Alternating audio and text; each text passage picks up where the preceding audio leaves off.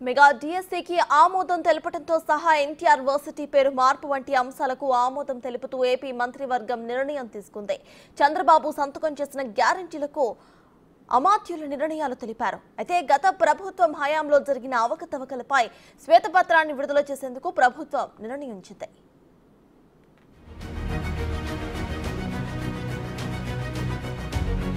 ఎన్నికల్లో హామీ ఇచ్చిన మెగా డిఎస్సికి ఏపీ కేబినెట్ ఆమోదం తెలిపింది. డిఎస్సి ద్వారా 16,347 పోస్టుల భర్తీకి మంత్రివర్గం ఆమోదించింది. సచివాలయంలో తొలి మంత్రివర్గ సమావేశం నిర్వహించిన చంద్రబాబు సర్కార్ పలు కీలక నిర్ణయాలకు ఆమోదం తెలిపింది. ముఖ్యమంత్రిగా బాధ్యతలు చేపట్టాక చంద్రబాబు పెట్టిన తొలి 5 సంతకాలకు మంత్రివర్గం ఆమోదం తెలిపింది. సుమారు 3.5 గంటల పాటు సమావేశమైన మంత్రివర్గం రాష్ట్ర భవిష్యత్తును నిర్దేశించే కీలక నిర్ణయాలు తీసుకున్నారు.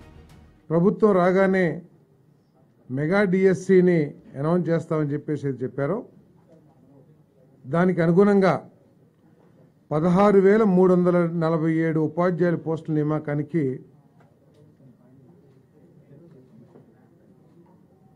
ఈరోజు కేబినెట్ ఆమోదం తెలియజేసిందని చెప్పేసి మీ అందరికీ మనవి చేస్తామని నేను doctor NTR university of health సైన్సెస్గా ఆ రోజు వైఎస్ రాజశేఖర రెడ్డి గారు కూడా నిర్ణయం తీసుకుంటం జరిగింది.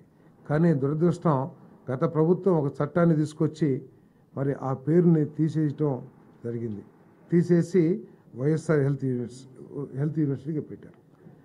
దీనికి సంబంధించి దాంట్లో పాస్ అయిన డాక్టర్లు కొన్ని సమస్యలు ఎదుర్కొంటున్న విషయాన్ని మన గద్దె రామ్మోహన్ గారు, అదేవిధంగా అచ్చెన్నాయుడు గారు, ఇంకా కొంతమంది ప్రజాప్రతినిధులు ప్రభుత్వం దృష్టికి తీసుకొచ్చిన ధర్మం. ఎందుకంటే సర్టిఫికేట్స్ ఇచ్చేటప్పుడు కొంతమందికి ఏమో ఎన్టీఆర్ హెల్త్ యూనివర్సిటీ అని, కొంతమందికి ఏమో వైఎస్ఆర్ యూనివర్సిటీ అని చెప్పేసి, తర్వాత కొన్ని సంవత్సరాలేమో ఎన్టీఆర్ యూనివర్సిటీలో చదివి ఫైనల్ డిగ్రీ అంటే కొన్ని సంవత్సరాల మార్కులేమో ఎన్టీఆర్ యూనివర్సిటీ మార్కులు ఇస్తుంటాయి, ఫైనల్ పాస్ అవుట్ ఏమో వైఎస్ఆర్ యూనివర్సిటీ. ఇవన్నీ కూడా సమస్యలు ఎదుర్కొంటున్నారనే ఉద్దేశంతో మరి తిరిగి ఆ యూనివర్సిటీకి డాక్టర్ ఎన్టీఆర్ యూనివర్సిటీగా పేరు పెట్టాలని చెప్పేసి మరి నిర్ణయం తీసుకుందని చెప్పేసి కూడా మనం చేస్తా ఉన్నాం.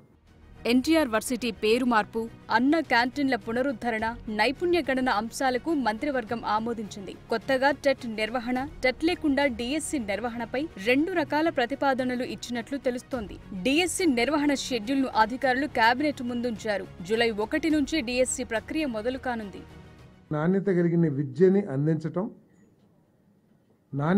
విద్యని అందించడం కోసం నేషనల్ ఎడ్యుకేషన్ పాలసీ వీటన్నిటి మీద కూడా సమగ్రంగా పరిశీలించి విద్యా ప్రమాణాలను పెంచే విధంగా ఈ రాష్ట్రంలో ప్రతి వాడికి కూడా నాణ్యత కలిగిన విద్య అందే విధంగా చర్యలు తీసుకోవాలని చెప్పేసి కూడా మరి ఆదేశించడం జరిగిందని చెప్పేసి మనం చేస్తాం. నేను గత తెలుగుదేశం ప్రభుత్వ హయాంలో నడిచిన ప్రతి 15 రోజులకు ఒకసారి చొప్పున నెలకు 2 పర్యాయాలు మంత్రివర్గ సమావేశం నిర్వహించే సాంప్రదాయాన్ని తిరిగి పునరుద్ధరించనున్నారు. పూర్తి స్థాయి బడ్జెట్ ప్రవేశపెట్టేందుకు జరగాల్సి ఉన్న అసెంబ్లీ సమావేశాలు, వివిధ శాఖల్లో వాస్తవ స్థితిగతులపై శ్వేతపత్రాల విడుదలకు అమాత్యులు ఆమోదం తెలిపారు.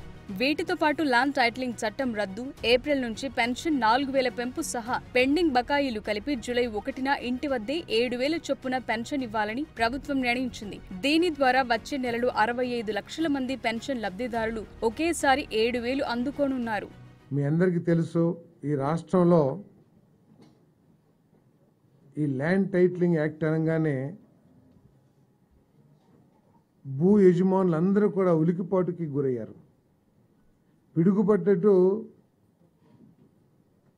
భయపడిపోయారు, భయాందోళనకు గురయ్యారు.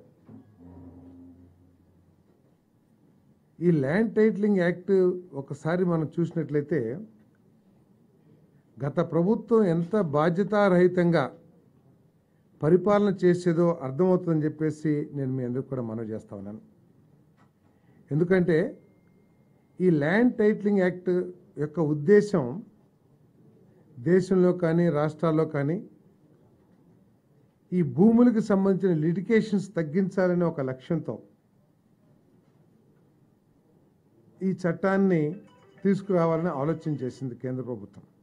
ఈ రాష్ట్రంలో ఆమోదించినప్పుడు ఏం చెప్తున్నారంటే వాళ్ళు కేంద్ర ప్రభుత్వం తీసుకొచ్చిన అంటే బీజేపీ తీసుకొచ్చిన చట్టాన్ని మేము అమలు చేశాము, అని చెప్పేసి చెప్తా ఉన్నారు. కానీ కేంద్ర ప్రభుత్వం ప్రతిపాదించిన, నీతి ఆయోగ్ ప్రతిపాదించిన చట్టానికి, మన రాష్ట్రం ఆమోదించిన చట్టానికి తీవ్ర వైరుధ్యాలు ఉన్నాయని చెప్పేసి మీకు మనవి చేస్తా ఉన్నాను నేను. మరోవైపు సూపర్ 6 పథకాల అమలు, అందుకనుగుణంగా బడ్జెట్ రూపకల్పనపై మంత్రివర్గంలో చర్చించారు. పరిస్థితులు, ప్రాజెక్టుల పరిస్థితి పూర్తి చేసేందుకు నిధుల సమీకరణపైన చర్చించినట్లు తెలుస్తోంది. గత ప్రభుత్వ హయాంలో అసైన్డ్ భూముల రిజిస్ట్రేషన్లపైన వివరాలు కేబినెట్ ముందుకొచ్చాయి. వివిధ కార్పొరేషన్ల పునరుద్ధరణ, వాటికి నిధుల సమీకరణ, పరిశ్రమలకు ప్రోత్సాహకాలు, ఆర్థిక రాజధానిగా విశాఖ అభివృద్ధి, ఎన్నికల్లో ప్రకటించిన బీసీలకు రక్షణ చట్టం హామీ అమలు, వివిధ కేసుల పరిష్కారానికి ఫాస్ట్ ట్రాక్ కోర్టుల ఏర్పాటు వంటి అంశాలకు కేబినెట్ ఆమోదం తెలిపింది. నూతన విద్యా విధానం, ఉచిత ఇసుక వంటి కీలక అంశాలపై మంత్రివర్గం నిర్ణయం తీసుకుంది.